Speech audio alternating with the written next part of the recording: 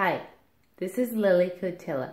Welcome to Edging Life, a combination of mental and somatic therapeutic approaches to changing many aspects dependent upon what you're looking for. The reason why I'm standing here in front of the mirror holding this bag is to represent that we walk through life with holding patterns and ways of doing things that we're really not even conscious of. You might have a handbag that you always carry on your left side, and week after week, year after year, you end up, especially when it's heavier at times, compensating by moving the shoulders like such. This is not healthy for the body because it brings things out of alignment. Your neck, your sternocleidomastoids, your deltoids, your trapezius, your spinal cord. If you're someone who is wanting to walk through life with the least amount of pain and injury possible, it's important to practice ambidexterity in opportunities and places of life in which you can. For example, carrying the bag on the left side and on the right side and balancing yourself out. And or not carrying a bag at all, carrying a backpack.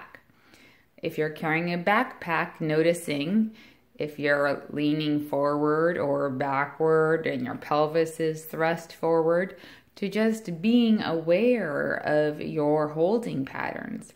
You look at people in their 90s, you can tell what kind of life they've lived due to the holding patterns in their faces.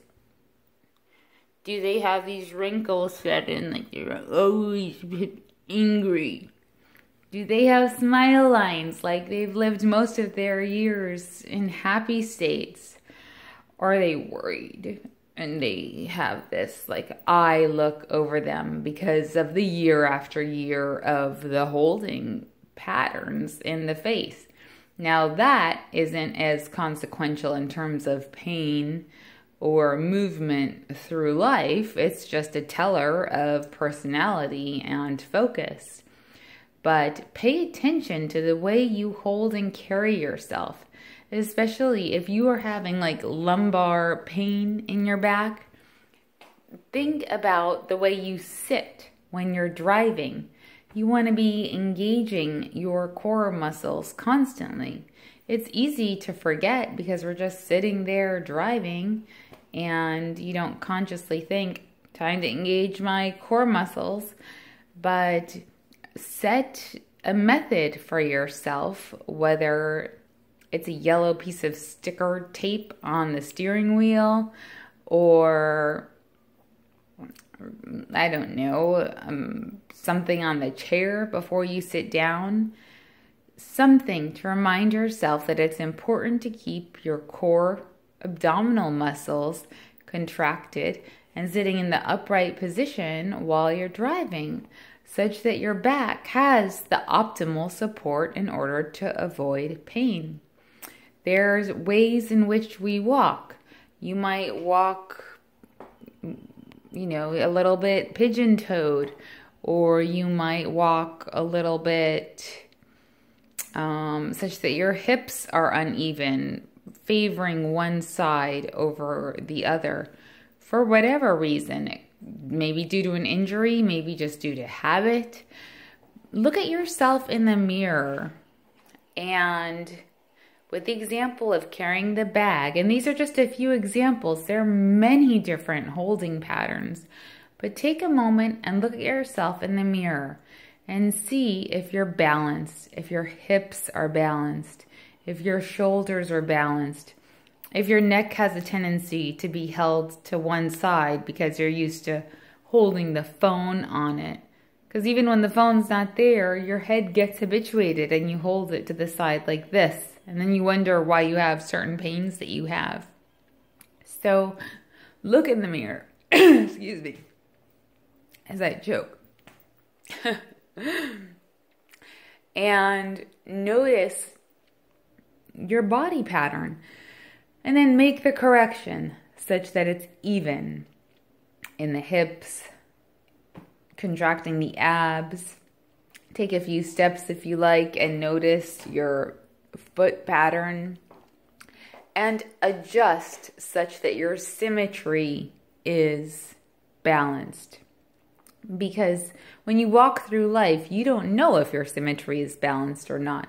But as you're looking in the mirror and balancing your symmetry, you'll feel on the inside the muscles and the shifts that happen in order to make the external symmetrical.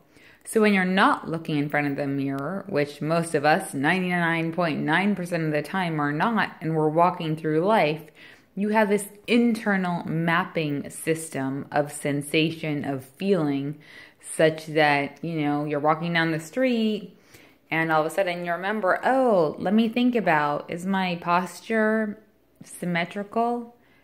Let me feel that funky feeling back here in the trapezius that I felt while looking in the mirror in order to symmetrify my body. And so when you're walking down the street without the mirror, you consciously get that same internal feeling in the trapezius such that you're evening out your shoulders without even looking. This is just one example of many. But keep it in mind, because in the long run of life, you will prevent a lot of aches and pains. And it just gets more and more so over the years. So correct yourself now, and you'll save yourself a lot, not only in pain and health, but monetarily as well, as preventative techniques are much easier than dealing with the pains after the fact. So keep these things in mind. Look in the mirror, balance yourself, make the internal mental recognition markings such that you know how to go to a balanced position without re-examining yourself in the mirror.